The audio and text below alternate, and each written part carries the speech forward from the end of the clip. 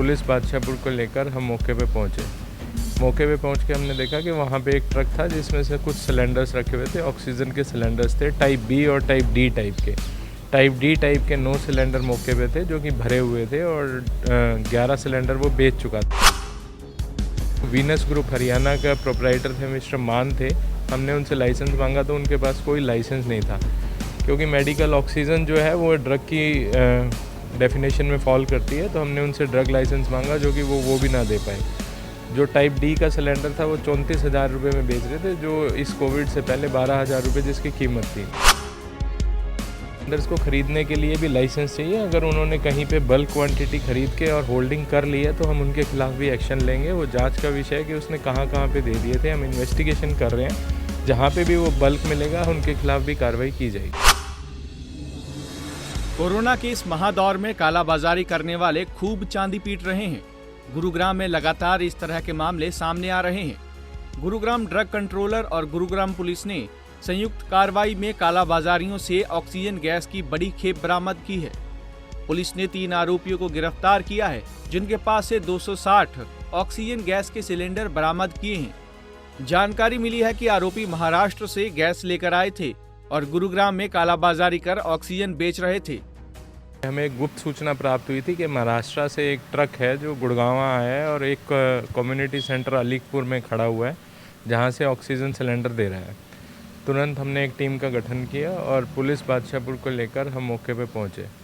मौके पे पहुँच के हमने देखा कि वहाँ पे एक ट्रक था जिसमें से कुछ सिलेंडर्स रखे हुए थे, ऑक्सीजन के सिलेंडर्स थे, टाइप बी और टाइप डी टाइप के। टाइप डी टाइप के 9 सिलेंडर मौके पे थे जो कि भरे हुए थे और 11 सिलेंडर वो बेच चुका था। उसने हमें 20 सिलेंडर्स बताए कि उसने 20 सिलेंडर खरीदे थे।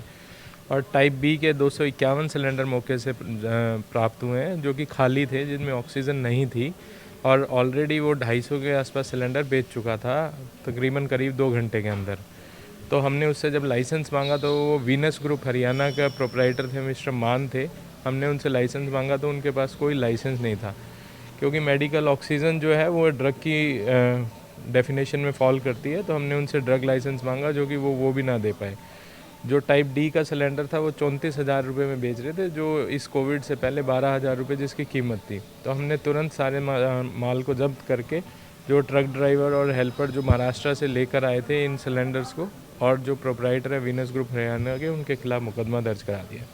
ड्रग कंट्रोलर विभाग के अधिकारी का कहना है कि अगर कोई मेडिकल के नाम पर ऑक्सीजन बेच रहा है तो उसके पास सरकार द्वारा दिया लाइसेंस होता है, लेकिन गिरफ्तार किए गए किसी भी युवक के पास से कोई लाइसेंस बरामद नहीं हुआ है। ये तीनों गैर कानूनी तरीके से ऑक्सीजन सिलेंडर बेच रहे थे। उन्होंने बताया कि लोगों ने इनसे महंगे सिलेंडर खरीदे हैं। हम उनके खिलाफ भी जल्द कार्रवाई करेंगे। उन्होंने 34,000 का सिलेंडर बेचा था। ये जांच का विषय है कि उन्होंने कहाँ बेचा था, क्योंकि जो 250 सिलेंडर गए हैं हमें ऐसा पता चला है कि कुछ कंपनीज ने अपने लिए ख़रीद लिए हैं।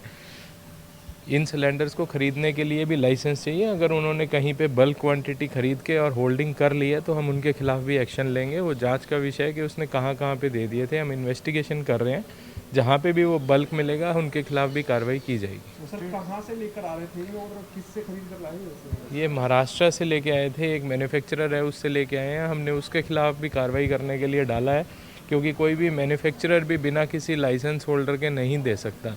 तो जो बीच में डीलर है उससे भी अभी पुलिस इन्वेस्टिगेशन करेगी।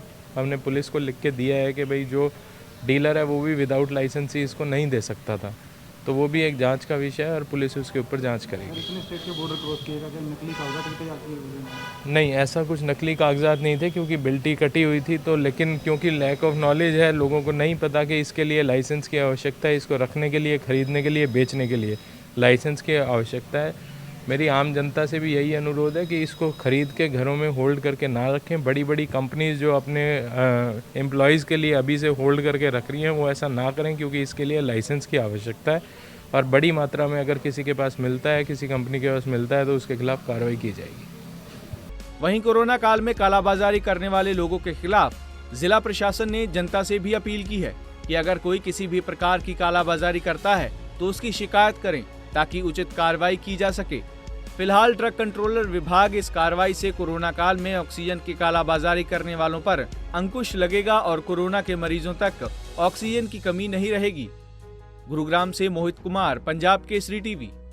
हमसे जुड़े रहने के लिए हमारे YouTube चैनल को सब्सक्राइब करें और नई वीडियो की नोटिफिकेशन के लिए बेल आइकॉन को दबाएं।